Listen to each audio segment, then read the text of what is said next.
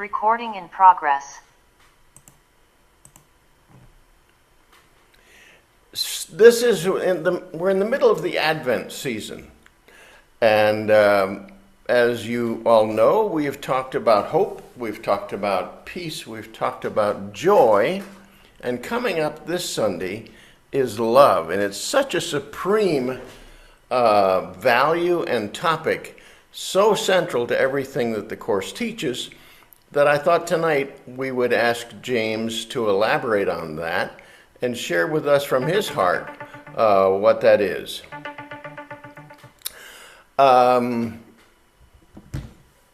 So let me do this first. Would you all, let's see, everybody's got a name, so we don't need to rename, but would you just put your first name in the chat and where you are joining us from, because we're coming from various places. Do that for a moment, and then we'll go on to convene our meeting with this question. So if you look in the chat, you're going to find out where people are from, joining us from, because they're putting it there from. James from Ashland, Dave from Asheville, North Carolina, and Rick Payson, of course, and I think Pam is also from Payson, Claudette is from Payson, and our community there. Nick and Riles are from Payson. And Frosty is from Phoenix. So that's where it is. Do this for me now, if you would, please. And we know we're talking about love and love according to the Course. Find one or two words that you can put in the chat that point to love from your experience. I don't necessarily mean that they need to be synonyms for love, but what points to love for you from your experience? What points to love? Take a moment and then put that in the chat. We'll kind of set the scene for ourselves.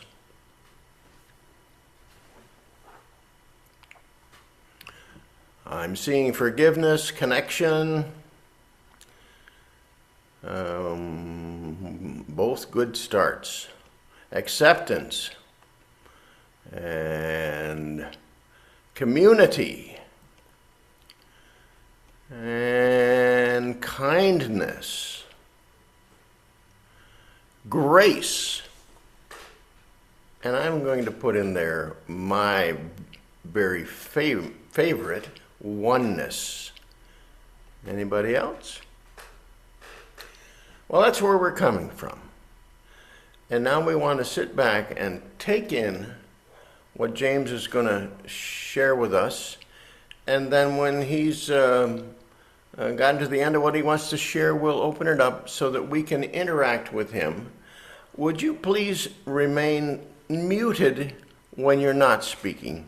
Because I think that'll keep us from having the feedback that we have experienced. James, I'm going to ask you to say what you want to about yourself, because I'm not really qualified to give your biography. So do that first, if you will, and then plunge in where Spirit's leading you and just go with it and go for it. So let's all mute now, and then we'll turn it over to James. Well, thank you, Neil, and thanks to all of you. Asking me to describe myself might be a little dangerous, but I'll do what I can to give at least a little bit of a snapshot. Some of you know me and others perhaps not, but I'll go back a little way. In fact, I'll go back a long way to where this particular journey started for me, especially in my relationship with A Course in Miracles. I can remember the first time I ever saw the book or heard about the book was when I was 22 in Chicago, Illinois. excuse me, I had just graduated from a Jesuit university. I had a new girlfriend, and she had a box of books that her mom had given her. At the top of the box, there was a blue book called A Course in Miracles. And I asked her about it, and she said, I don't know anything about that book, but my mom told me that if she was on a desert island, she could only take one book with her, that would be the one. Well, I was curious, so I can remember opening it up randomly, read a paragraph or two, and immediately shut it and said, I don't know what this is, but I'm not ready for it. And I wasn't. It took a few years. A number of years later, I was exposed to it again in a very powerful way. I ended up choosing to live in a community in Wisconsin that was completely focused on the Course for 2 years. It was like a master's degree in A Course in Miracles. That's all we did was live and breathe the Course. And it became the fundamental cornerstone of my spiritual path. There were other things, of course. I'd always had a very Franciscan heart. I'd always wanted to be a Franciscan, which I am now. I'd always wanted to be a priest, and I'm now an Episcopal priest. But it was really the Course that gave me the experience, we'll say, because that is what A Course in Miracles is guiding us all into, an experience, not an intellectual discovery. We can't figure it out, in other words. Many people try. But if we surrender, we will realize that God has us figured out. And we've been figured out from the very beginning, that we are whole and perfect and complete just the way we are, that we are the holy, perfect children of God. That's the only thing the Course is really teaching us. Everything else, doesn't matter. The one thing that does matter is that you are the holy, perfect child of God, complete and healed and whole, shining in the reflection of God's love. That's it. So when I began to really experience that, I ended up leaving the community and began traveling as the peace troubadour. I was putting prayers of peace to music, traveling all over the world to countries that were racked by violence or war. I was invited by leaders of many countries to come and perform the peace concert while battles were taking place all around me, including being invited by Saddam Hussein to Iraq at the same time that we were beginning or about to be. Can you put volume up at all on your microphone? We're having a little difficulty hearing. Let me see what I can do here. I don't know if I can or can't, but let's see. Input. Yeah, it's low. Thank you for that. I didn't realize. I hope that's better. Give me a thumbs up if you can hear me better. Okay, good. Thank you. Want to be able to hear. So, where was I? Traveling to countries at war, sharing the peace prayers, sharing A Course in Miracles wherever I could. And I began writing books about my experiences and my adventures, beginning with Emissary of Light, which was the first book about my travel into Bosnia and Croatia during the war there. And while I was in Bosnia and Croatia, I was doing workshops on the Course, and I realized that the thirst for this, not only the book, but for the experience that the book is guiding us to, is primary. So all of those decades ago, here I am now. I'm actually in Ashland, Oregon. I'm spending some time here, but I spend most of my time in a little town in Mexico called Ajijic, which is a very big expat area outside Guadalajara on Lake Chapala, which is the biggest lake in Mexico. And I founded a community there called Namaste Village 8 years ago. And it went from 11 very small apartments to 40 in 2.5 years. Now we actually have 45 apartments or houses where people from all over the world come. And though we don't focus only on A Course in Miracles, it is definitely a major part of everything that we do there. So it's been a wonderful gift to have people come to visit us, to be with us. so that I can share, because we know that we teach what we need to learn. I'm certainly not a guru in the sense, or maybe except for the only job that I think any guru really has, which is to simply spell the word. G-U-R-U. And if we can just keep shining that light and reminding each other of who we really are, then this is exactly what we are drawn together as we are here. So that's a little bit of history. Neil, where would you like me to go from there? You want me to just dive right into the teachings of love? Okay, good. I'll do that. In fact, one of the things that I wanted to share today, the book that I just recently wrote, that only came out a few weeks ago, is a book called The Annihilated Self, Consumed by the Fire of Love. And this is very much aligned with the Course. So I think what I'll do is I'll share a little bit from this book. I opened it up just a few moments ago to the perfect page. But I'll give you a little bit of background first. In the 14th century, there was a community of women all throughout Europe called the Beguines, an amazing community of mystics who were not nuns, though they lived in community, had deep prayer and service lives.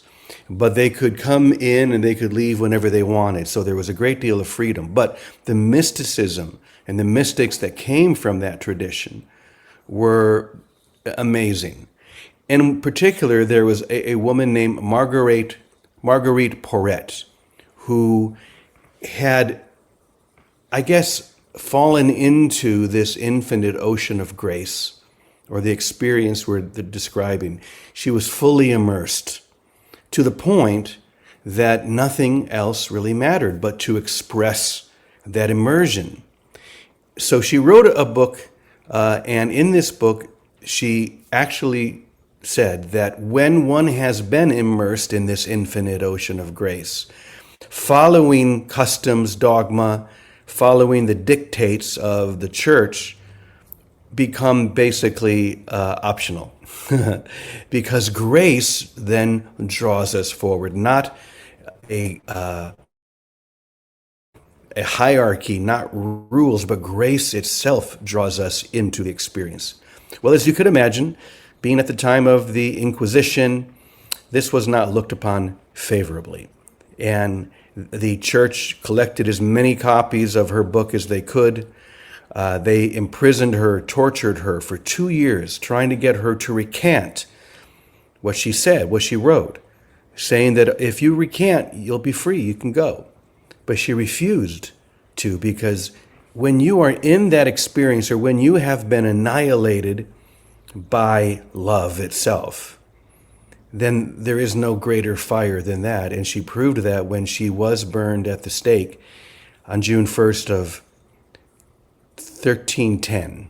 And they say that even when Marguerite went to the pyre, that there was a look of such sweetness on her face because she was wrapped within the experience. And this, once again, is the whole point of A Course in Miracles, for us to become enraptured by the experience of love. Or you could say by the experience of who you are. Because one of the primary teachings of the Course is that God is love, and therefore so am I, so are you, so are each one of us. If we would just let go of all those other costumes that we wear, or the identities that we assert, and just come back to the basic reality, we realize that only love is real. And this is certainly something that Marguerite fully understood. So in her book, she basically had a conversation between love, which would be God or the divine, and the soul. And it will just go back and forth between love and the soul. And every once in a while, a third character, which was reason, would pop its head in and get in the way, really, because that's what reason does best. And I loved, when I read this book of hers, I loved it so much that I actually felt that conversation continuing within me. I think that's the best way to describe it. I could feel the conversation with love. manifesting through me. So I just began to write it all out, and within 3 days, I had written the entire dialogue, or had expressed it somehow, probably similar to how Helen Schuckman expressed what she heard through the Course. So I thought what I would do is read a little bit of what this conversation says about love, and then we'll see where we go from there. So I'm going to begin with the soul, who's going to then trigger what love will share with us. The soul says, "So nothing matters but the expression and the experience of love." Is that what you're teaching me? Striving after anything is the denial of that experience, because it asserts that love is not everywhere at once, no matter how things appear or seem. I think I'm starting to realize that on a deeper level. And then love says, "Yes, beloved soul." And you begin now to taste what has always been true, though you could not yet bear its sweetness. You speak rightly. Nothing matters but love, not as a feeling, not as a yearning, but as being. To strive is to say, love is not yet. And this is the root of all sorrow. For in your striving, you run from the very wellspring you seek. In your striving after love, you run from the very wellspring you seek. You cast your net into the sea and call it empty, not knowing that you yourself are the sea. Those who seek love as if it were elsewhere will not find it, for the act of seeking covers the beloved with veils of longing. Love is not to be earned, nor summoned, nor claimed. It simply is.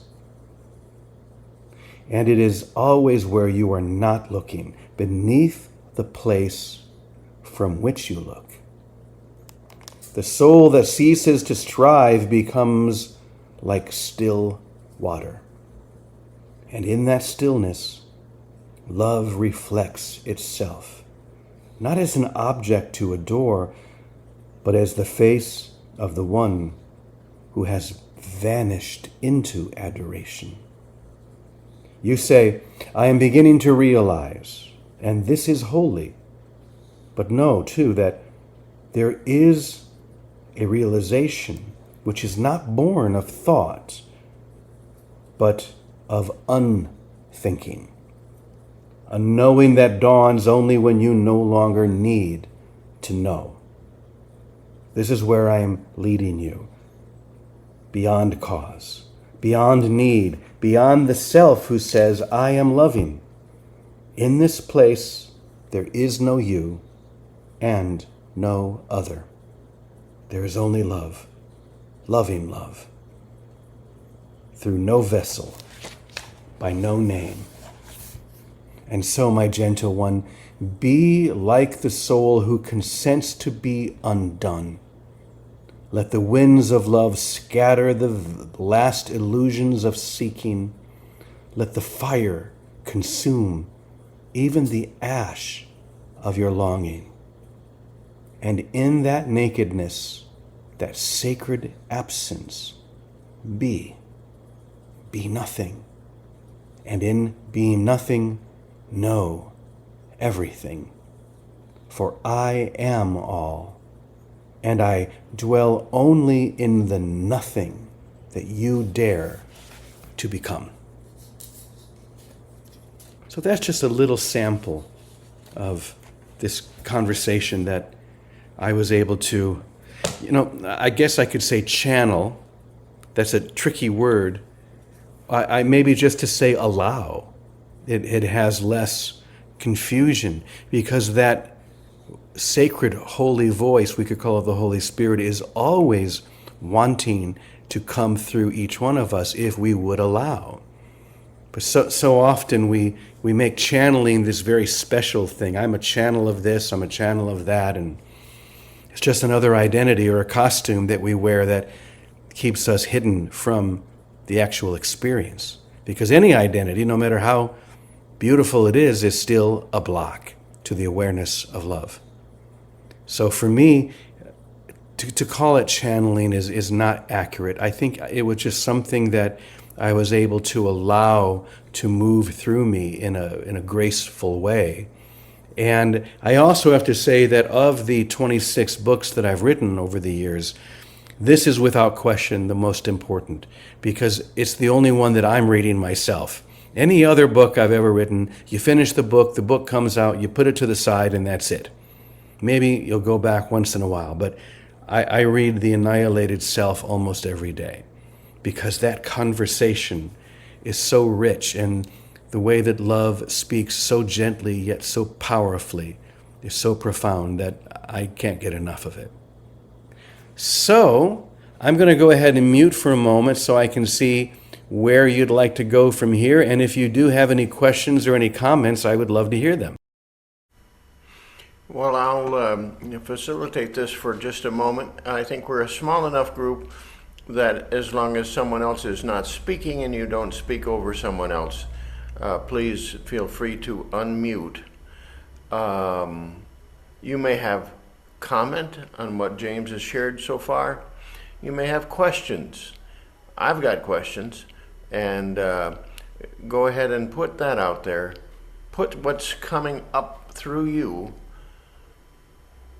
and we'll get responses to that. And thank you, James. So I'm just going to mute my. Oh no, wait. Let me start out with this. I'll start with the question. So I'm getting, from my study of the Course, that love is not, as I have perceived it in the physical world in my human experience, it's not an emotion, it's not some attachment, it's not even a relationship, but it is the only true reality. And I've talked about this for a long time, but James, if you could talk about love and the equation with it, or correct me and go a little different direction, that's fine, about love being the only thing that's real. Absolutely. Well, we could just start off with those simple words, which I think if you just took these words and have this be the whole backbone of A Course in Miracles, you would have the whole thing. Only love is real. Now, that makes no sense to the perceptual or intellectual mind, because we look at my body, at other people, the situation, the room, the things that are happening politically, and we say, aren't those things real? And some people will say, well, it's just a dream, it's just Maya. And though that may be true on some level, it's impossible for us to get that intellectually, because the intellect is the very thing that clings to the idea that there is much more than love that is real, that all the other things that oppose love are real as well. And yet this is why the experience is crucial. Because when you have, through A Course in Miracles or through any other lens, because all of these books are just lenses, there comes a point, if you imagine a lens on a camera, there comes a point where you're turning it and suddenly everything comes into focus. And in that moment, you see clearly that which has always been in front of you. It was always there, but the lens needed to be turned, and that's all the Course does for us, is it helps us to turn the lens. The other way I think of it is, if you imagine that you're looking all over the house for your glasses, you can't find them, everything is blurry, and you don't know why you can't, and then suddenly you sit down and they just kind of fall over your eyes. Suddenly, in an instant, you see clearly. I can actually remember when I was 18, I didn't wear glasses, but a friend of mine did. And I said, hey, let me wear your glasses. I want to see what I look like with them on. And I put on his glasses, and whoosh, everything came into focus. I didn't realize that it wasn't in focus. I didn't realize that all the images that I was seeing was slightly blurry until I put on glasses. So, A Course in Miracles, the Annihilated Self, whatever it is that is resonating with you, they are the glasses, they are the lens that help us to bring everything into focus. And when that happens, it requires that we let go of everything that we thought was real. We could very easily turn to lesson 189 in the Course and my favorite paragraph, which I'm sure you all know and love as well. Simply do this. Then it goes through all of the beautiful expressions until it says, come with holy, empty hands unto God. That's all you need to do, is to let go, surrender, let go of every idea that you've ever had about yourself, about the world, about anything, and just come with holy, empty hands, because you can't receive that experience of love that you were describing, Neil, until we open up wide enough to receive it, to let go of all of the other weights that have been weighting us down.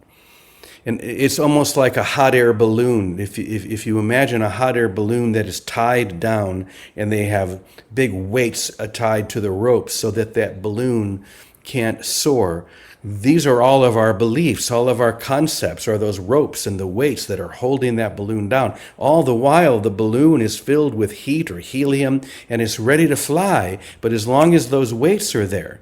So the Course, through the mind training, through the workbook and everything else that is shared, is like undoing each one of those ropes, one by one, until suddenly the last one has been cut and we fly effortlessly. A hot air balloon doesn't need you to do anything. It's the heat within the hot air balloon that allows it to fly, just like it's the heat of grace within you that allows you to fly once you have undone all of the attachments to all of the ideas that you have about yourself, the world, and everything else.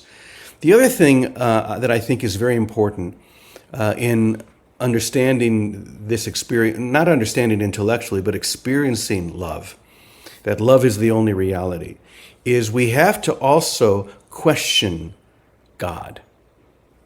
So, as I mentioned before, I am a priest. I belong to an order of Franciscans. So this may sound strange coming from someone like me, but when someone asks me if I believe that there is a God, my answer, surprisingly, is no. I don't. I don't believe that there is a God that's out there, an entity, a being, whatever we describe it as. What I believe is that there is only God. There isn't a God, there is only God, which is another way of saying only love is real. God is the summation of all that is, especially the love that all that is.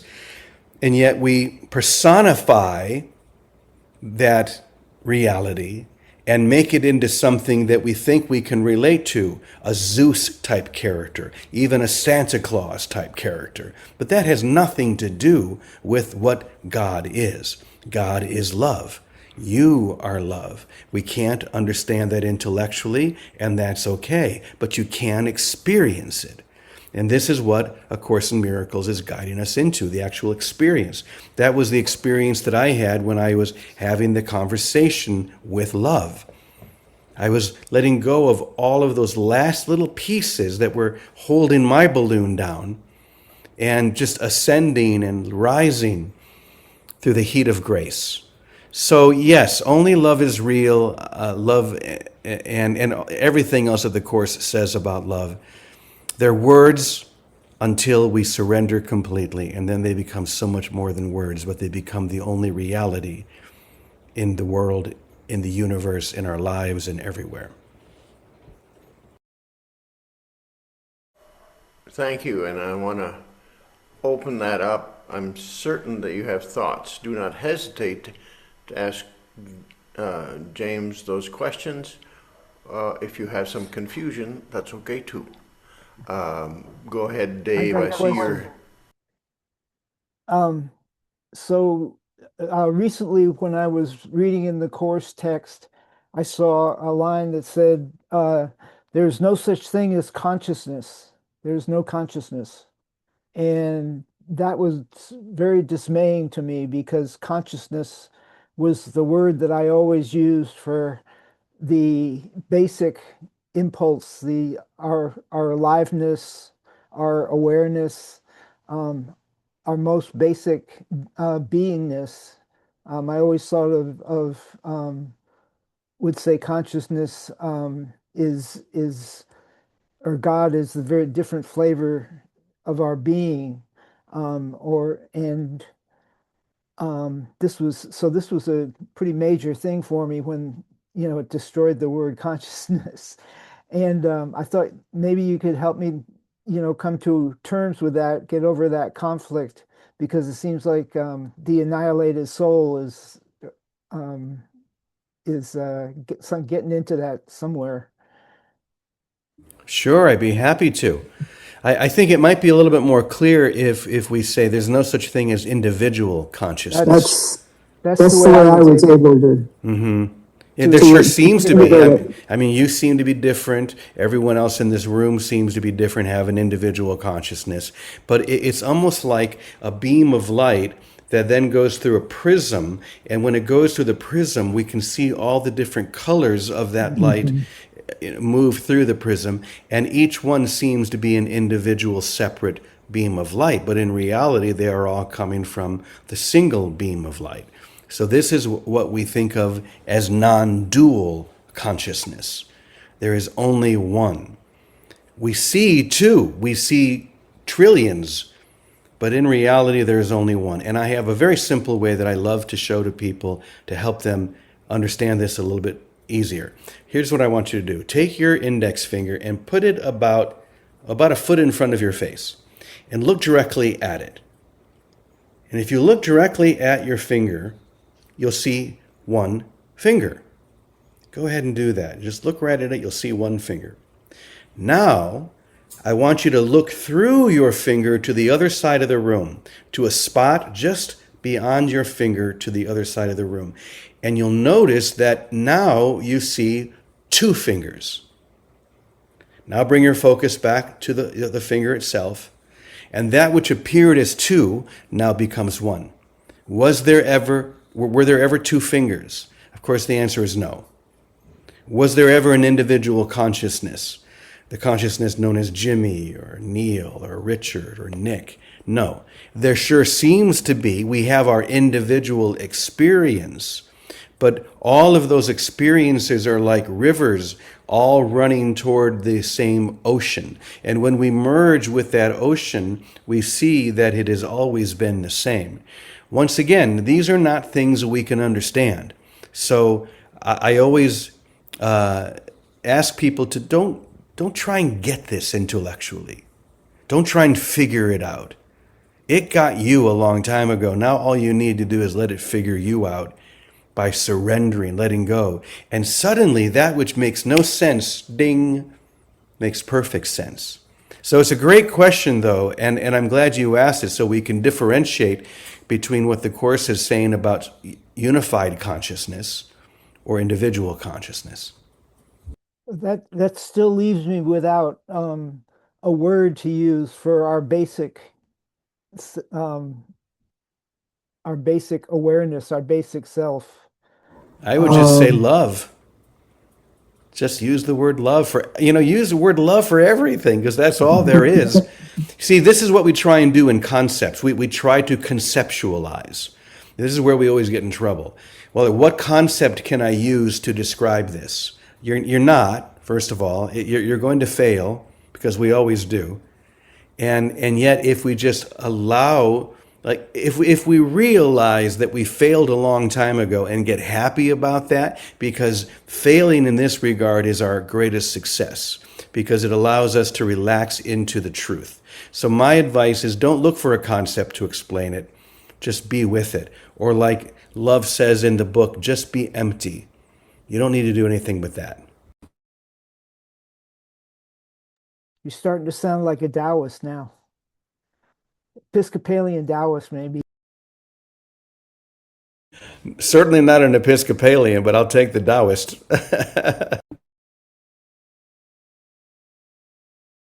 Anybody else have a comment or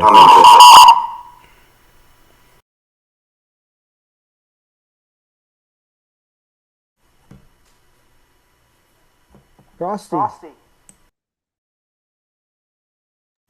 Yes. What is your personal process and what is recommended when you confront a big challenge in form? Great question, Frosty. What do we do when we're confronted with, let's say, what's going on in the world right now?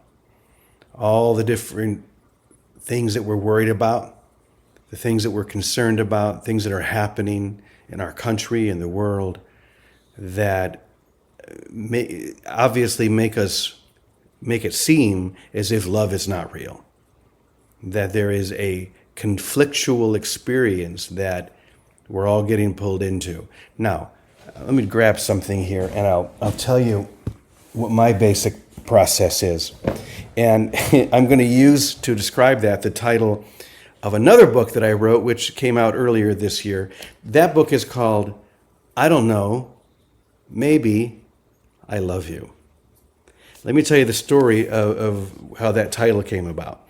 It was around the beginning of COVID, and I was talking to my younger brother. My younger brother loves to argue with me. He has a very different political stance and many other things, but he loves to argue. So we're talking one day, and I just said to him, Kenny, I don't know.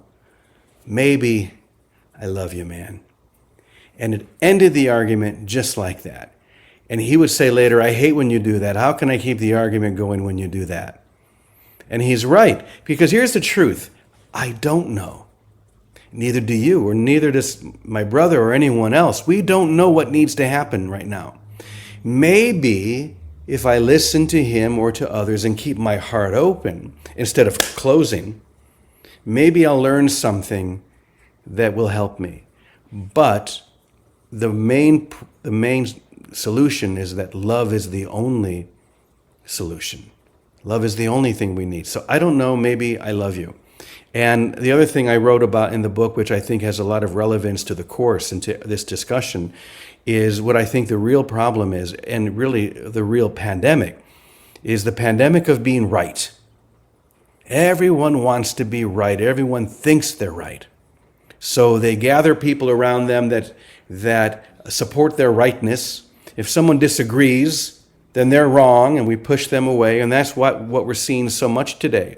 Families being torn apart, communities being torn apart, because you have those who think they're right, and then the others think that they're right, and next thing you know, we are all split apart. We're polarized. So if I have any process, right now, what's helping me is to stay with the I don't know.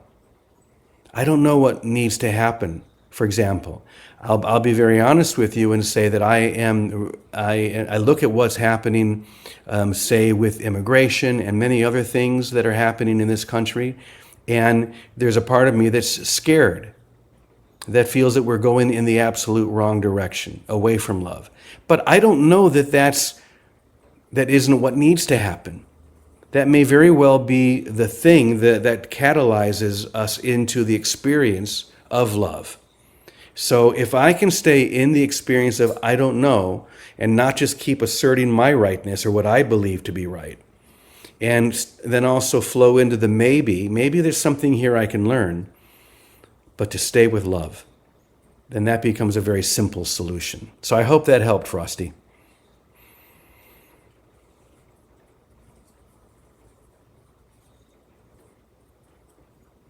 Anybody else?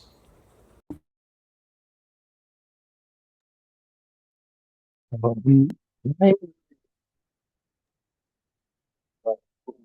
the first time, January 1st, so I guess it seems to me, Daniel, general advice you have for someone doing the course for the first time, and also I was wondering about. I've been cautioned a little bit about mixing certain other practices with the course, things like energy work or ritual or anything that could be seen as like focusing on something that could be perceived as external to me, and the idea of that kind of polluting the course. So I'd be interested in what you think about that, about working with other types of practices of spiritual systems at the same time. Yeah, good question, Nick.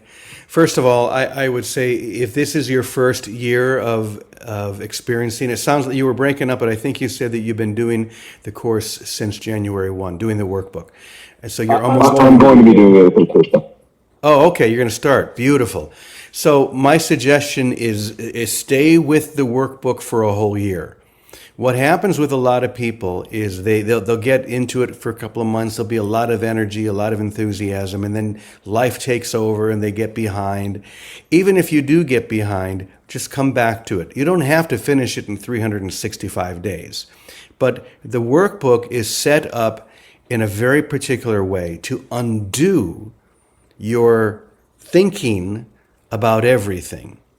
So in a way, it's like a suicide note. It's nothing in this room that I see means anything. I've given everything I see all the meaning that it has for me. All of these beginning, especially the first 15 lessons, are meant to disrupt the way that you look at yourself and the world. So my advice is just enter into it and stay with it. Give it a year, and I promise within that year, you're going to find an enormous change. If you want, also read the text or the manual for teachers during that year process.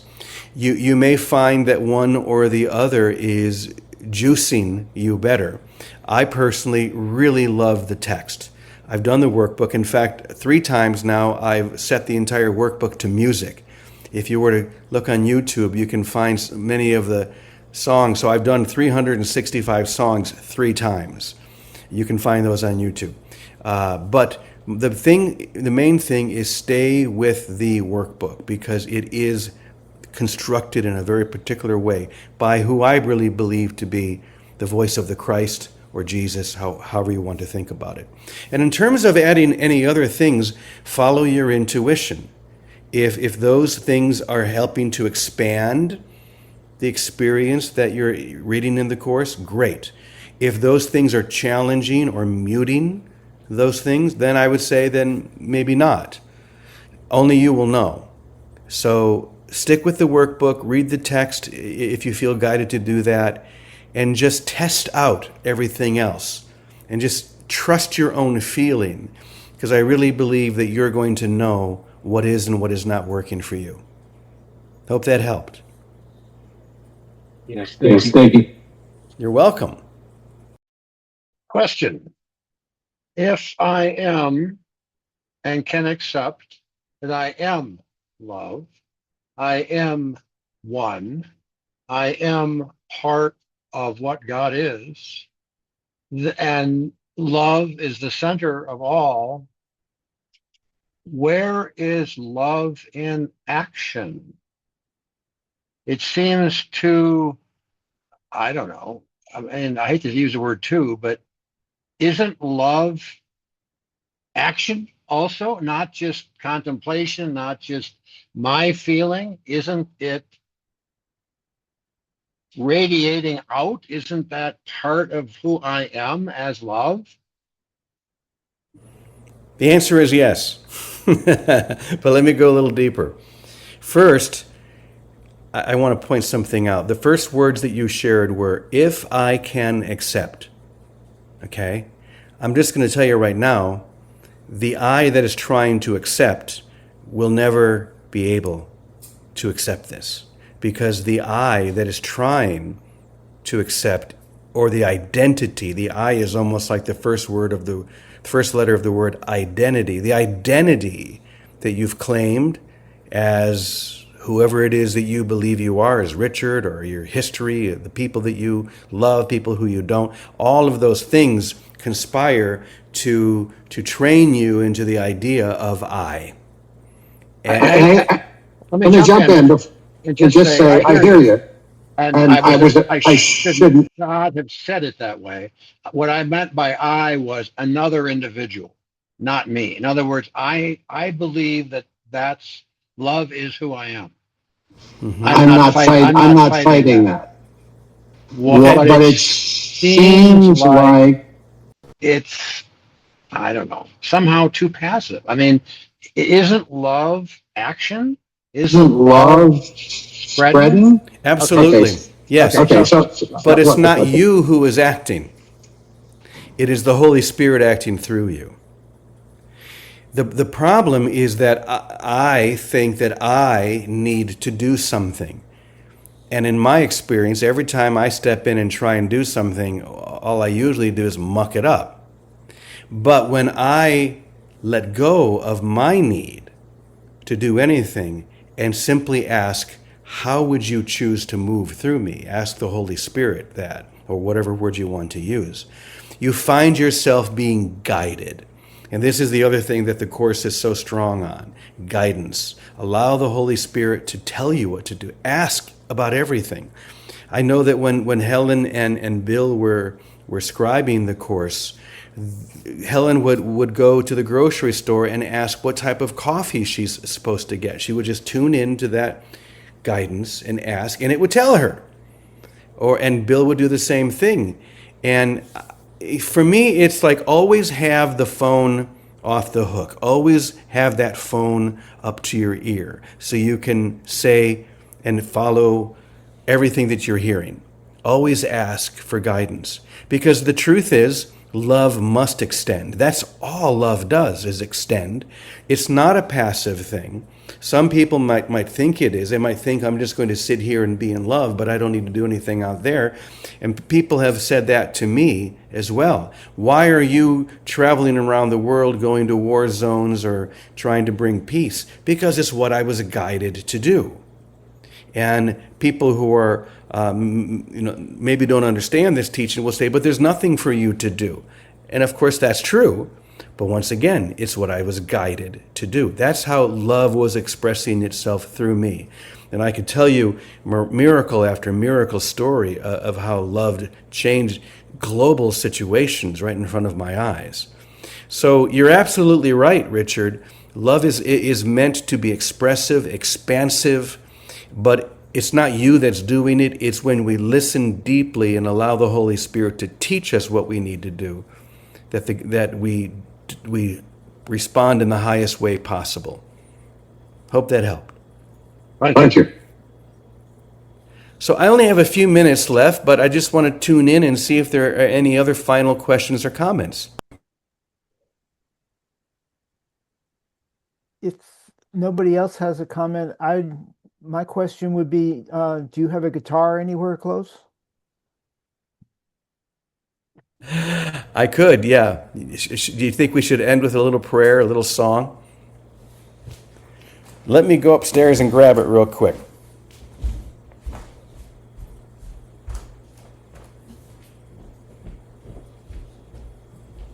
I can add that my first 5 years in the course were just like you, Rick. I am a person of action. And I just argued and argued and argued. So there you have it.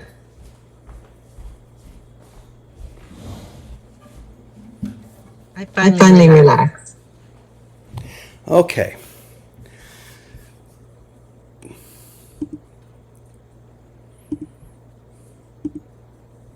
So, hopefully you can hear the guitar.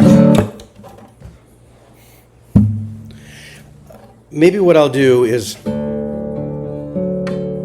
I'll share a song adapted slightly. A song or a prayer rather that most of you have probably heard before. The prayer of St. Francis, which traditionally says, "Make me an instrument of your peace." But I'm going to change it here ever so slightly. So instead of asking it to be making us into something, to acknowledge that I am that. So I am an instrument of peace. So I'll just invite you to relax and allow this prayer to guide us home.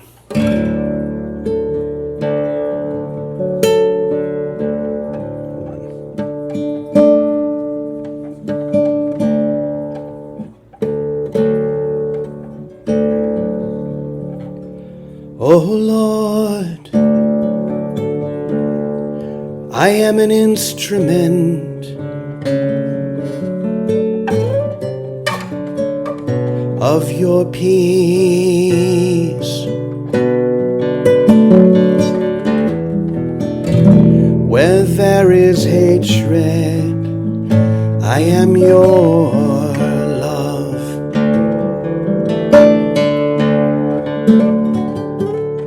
Where there is injury, pardon. Where there is doubt, bring your faith.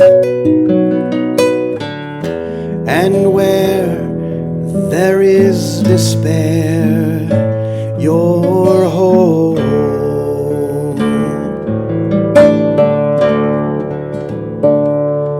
Where there is darkness,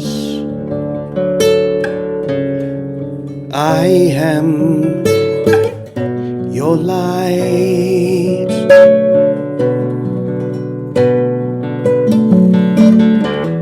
And where there is sadness, your joy. Oh, divine Master, grant that we may not seek to be consoled as to console, to be understood as to understand, to be loved as to love. We are now your instruments, beloved, for it is in giving that we receive, in pardoning that we are pardoned, and in dying to ourselves that we live. Oh Lord, I am an instrument of your peace, of your peace.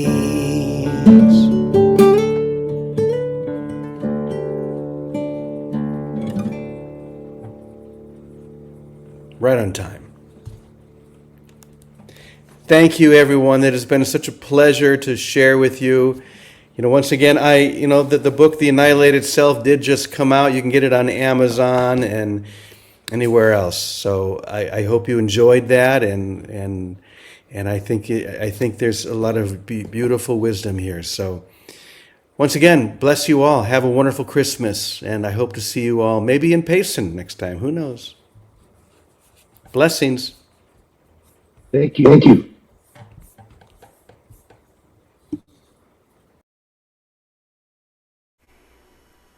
So I am grateful to James, even though he's not hearing because of the sound. I just want to cap this off. Something that I would have asked him if he had more time to share with us is to expand on knowing, and that we know. Talks about guidance of the Holy Spirit and the fact that we know. If only love is real, if we are love, we know. We don't know that we know, maybe, but we know. I think that's wonderful. So among us, any other discussion that you'd like to just jump in and say something about? I'm going to mute myself so that we don't. But Thank you very much, Neil, for bringing this to us. This has really been wonderful. It's a great experience. I wish more people could have realized it and showed up.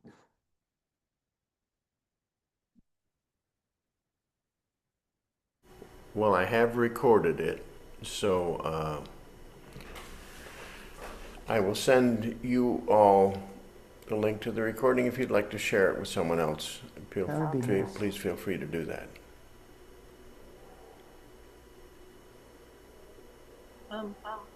Okay, go ahead. Could I ask for prayers for my brother? And his wife passed away yesterday. Who was that, Kay? You broke up just a little bit. My brother's wife passed away yesterday. So if you could hold my brother, and I would appreciate it. Is that Daryl? Yep. Okay. So Daryl, we're holding Daryl up at this time.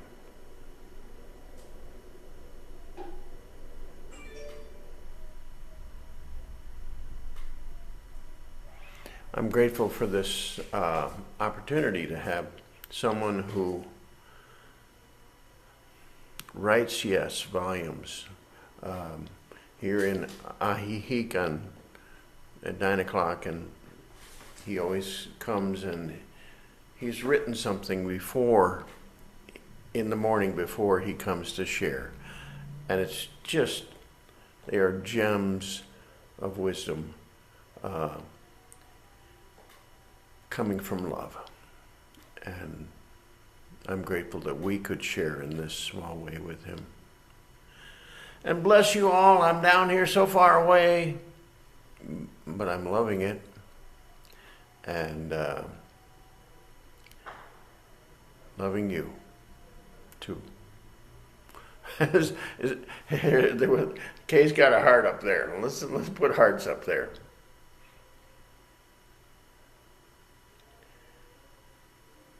And bless you as you go on with the rest of this day, knowing that you are love and being it. Trying it on for size maybe to start, but being love. Bye everybody, bless you all. See you soon again. Namaste. Thank you so much. Yeah, that's where I am. Namaste. Namaste Village. Right. Bye. Blessings, everybody.